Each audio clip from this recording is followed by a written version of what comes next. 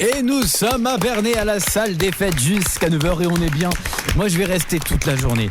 Monsieur le maire va rester avec nous pendant quelques minutes. Bonjour monsieur Moret. Bonjour. Bien réveillé?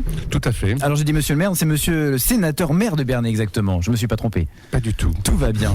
Alors vous êtes le plus réveillé de nous tous, hein, je crois. Vous êtes arrivé au taquet direct. En même temps, la fonction le veut, hein, bien entendu. Vous avez commencé à travailler à quelle heure ce matin? Écoutez, en tant que maire, je suis en général à mon bureau autour de 7h30 le matin pour écluser un petit peu tout ce qu'il y a sur le bureau. Donc c'est vrai que je viens travailler de bonne heure et venir vous retrouver à 8h30, c'est déjà une journée qui est commencée depuis un petit moment. Exactement. Alors rapidement, pour ceux qui ne connaîtraient pas cette ville Bernay, on a parlé du patrimoine, de la culture. Mais allez, on va la présenter, en quelques mots. Qu'est-ce que l'on peut dire? Qu'est-ce qu'elle vous fait ressentir, vous, cette ville? Du point de vue patrimonial, c'est une très belle ville et c'est pour ça d'ailleurs que nous sommes la seule ville du département à être labellisée ville d'art et d'histoire. Nous avons bien sûr l'abbaye de Bernay dont vous avez certainement déjà beaucoup parlé depuis ce matin. Nous avons de très belles églises, nous avons des monuments qui sont les témoins du passé historique de la ville en matière religieuse, en matière civile, en matière industrielle. Bref, on a une diversité de patrimoine qui recouvre bien toutes les périodes de l'histoire de notre ville et on est très attaché à ce patrimoine, on essaie de le valoriser et on essaie de l'utiliser en termes d'attractivité de notre territoire. Alors je sais que vous aimez les spectacles, vous chantez, vous dansez dans la vie privée? Écoutez, j'essaie d'épargner cela aux gens que j'aime et même aux autres, donc je ne me risque pas sur ce terrain où je ne suis certainement pas au mieux de ma forme. Voilà. Bon, n'hésitez pas si vous voulez chanter du Edith Piaf. Alors justement... Non, je crois que la météo est déjà assez mauvaise pour le week-end. C'est ça, il pleut. Justement, parlons de la réhabilitation du théâtre Edith Piaf, on en a évoqué quelques mots tout à l'heure. Concrètement, que va-t-il se passer ?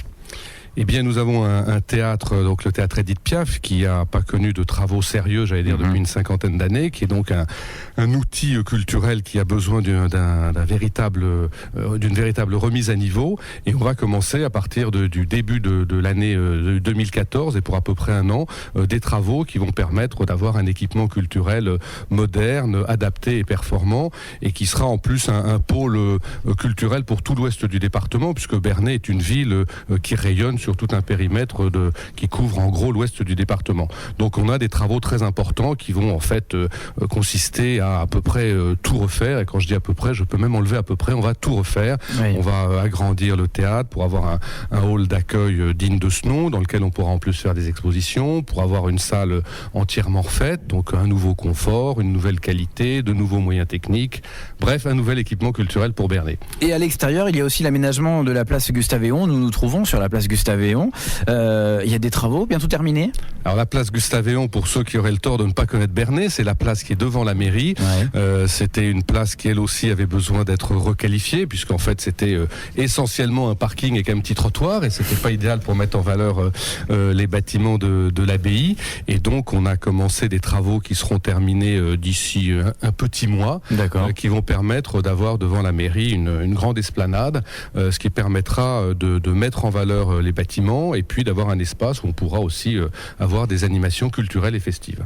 Donc venez à Bernay, ça bouge, il y a des travaux et on va parler rapidement d'Edith Piaf puisque c'est l'événement, il y a de nombreux événements autour justement.